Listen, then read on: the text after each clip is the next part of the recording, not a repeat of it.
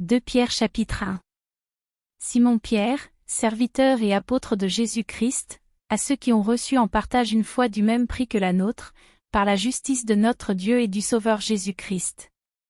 Que la grâce et la paix vous soient multipliées par la connaissance de Dieu et de Jésus notre Seigneur. Comme sa divine puissance nous a donné tout ce qui contribue à la vie et à la piété, au moyen de la connaissance de celui qui nous a appelés par sa propre gloire et par sa vertu. Lesquels nous assurent de sa part les plus grandes et les plus précieuses promesses, afin que par elles vous deveniez participants de la nature divine, en fuyant la corruption qui existe dans le monde par la convoitise. À cause de cela même, faites tous vos efforts pour joindre à votre foi la vertu, à la vertu la science. À la science la tempérance, à la tempérance la patience, à la patience la piété. À la piété l'amour fraternel, à l'amour fraternel la charité. Car si ces choses sont en vous, et y sont avec abondance, elles ne vous laisseront point oisifs ni stériles pour la connaissance de notre Seigneur Jésus-Christ. Mais celui en qui ces choses ne sont point est aveugle, il ne voit pas de loin, et il a mis en oubli la purification de ses anciens péchés. C'est pourquoi, frères, appliquez-vous d'autant plus à affermir votre vocation et votre élection, car, en faisant cela, vous ne broncherez jamais.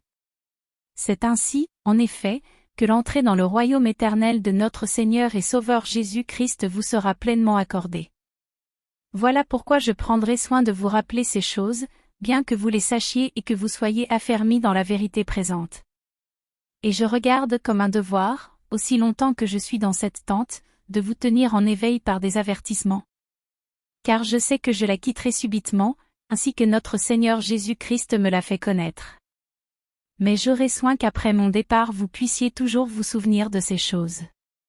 Ce n'est pas, en effet, en suivant des fables habilement conçues, que nous vous avons fait connaître la puissance et l'avènement de notre Seigneur Jésus-Christ, mais c'est comme ayant vu sa majesté de nos propres yeux. Car il a reçu de Dieu le Père honneur et gloire, quand la gloire magnifique lui fit entendre une voix qui disait « Celui-ci est mon Fils bien-aimé, en qui j'ai mis toute mon affection. » Et nous avons entendu cette voix venant du ciel, lorsque nous étions avec lui sur la sainte montagne.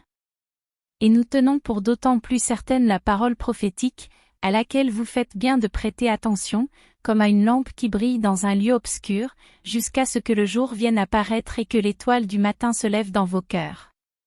Sachant tout d'abord vous-même qu'aucune prophétie de l'Écriture ne peut être un objet d'interprétation particulière. Car ce n'est pas par une volonté d'homme qu'une prophétie a jamais été apportée, mais c'est poussé par le Saint-Esprit que des hommes ont parlé de la part de Dieu.